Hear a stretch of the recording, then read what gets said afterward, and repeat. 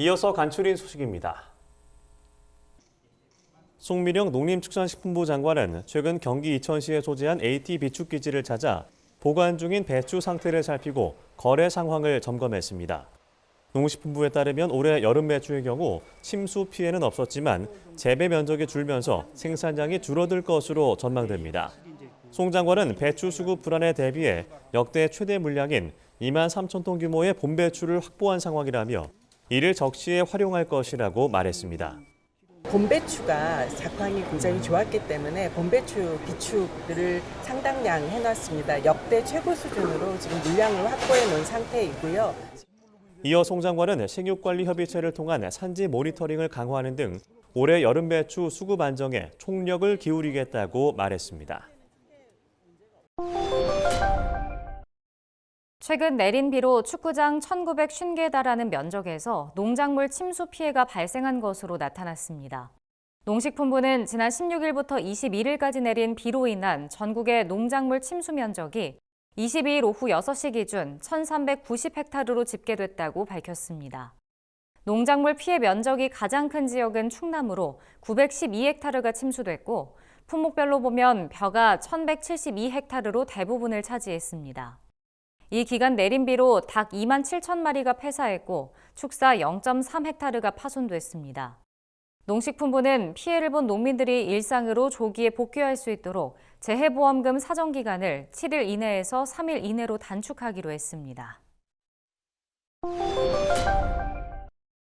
한국은행은 6월 생산자 물가지수가 전월보다 0.1% 떨어진 119.19로 집계됐다고 밝혔습니다.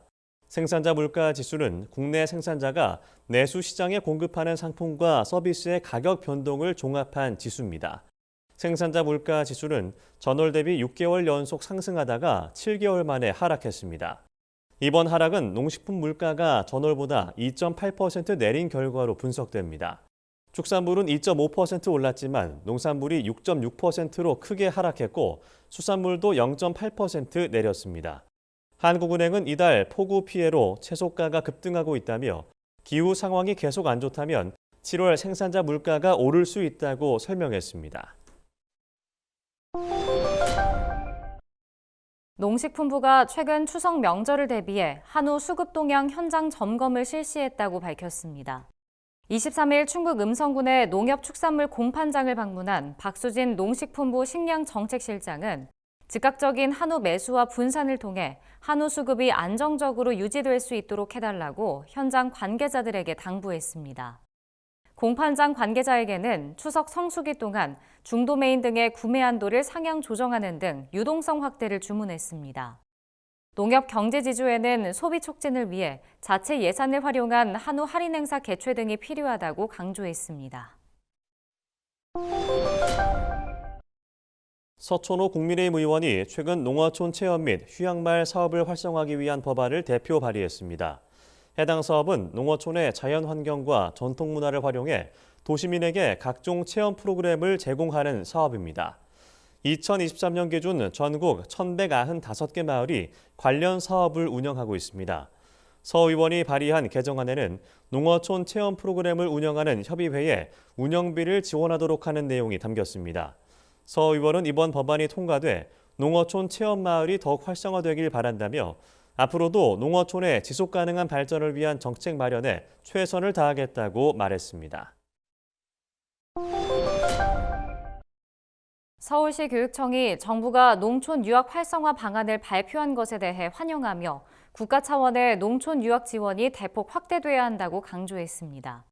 서울시 교육청은 최근 행정안전부가 인구 감소 지역 규제 특례 확대 방안으로 농촌 유학 활성화 계획을 발표한 것에 대해 입장문을 내고 이같이 밝혔습니다. 서울시 교육청은 농촌 유학은 도시와 농촌이 상생할 수 있는 윈윈 전략이라며 농촌 유학 생활을 위한 거주시설을 지자체가 충분히 제공할 수 있도록 국가가 충분한 지원을 해줘야 한다고 강조했습니다. 한편 서울시 교육청은 흙을 밟는 도시 아이들이라는 슬로건으로 2021년부터 농촌 유학을 진행해 오고 있습니다. 현재까지 유학에 참여한 인원은 1,500여 명입니다. 세종시가 청년과 농업인, 기업인 등을 대상으로 디자인 지원 사업을 추진합니다. 지원 대상은 디자인 개발에 어려움을 겪는 지역 내 창업 청년과 농업인, 일반 기업입니다. 신청 기한은 31일까지입니다. 세종시는 지난 2년간 해당 사업에 참여한 기업을 대상으로 만족도 조사를 했는데 90% 이상이 만족한다는 답변을 했다고 밝혔습니다. 세종시 관계자는 디자인 투자 여력이 부족한 청년 창업가의 디자인 개발을 도와 브랜드 경쟁력을 향상시킬 수 있도록 하겠다고 말했습니다. 전라북도가 산지 가격 하락 등으로 어려움을 겪고 있는 축산농가에 사료 구매 자금 487억 원을 추가 지원합니다. 지원 조건은 융자 100%, 금리 1.8%, 2년 거치 일시 상환이며 신규 사료 구매 대금과 기존 외상 금액의 상환 용도로 사용할 수 있습니다. 사료비 상승과 수급 불균형으로 어려움을 겪고 있는 한우 농가에는 332억 원이 우선 배정됩니다. 신청은 관할 시군의 축산부서를 통해 가능합니다. 전북도 관계자는 생산비 증가로 어려움을 겪는 축산농가에 실질적인 도움이 되길 바란다며 축산농가의 경영이 조속히 안정될 수 있도록 적극 노력하겠다고 말했습니다.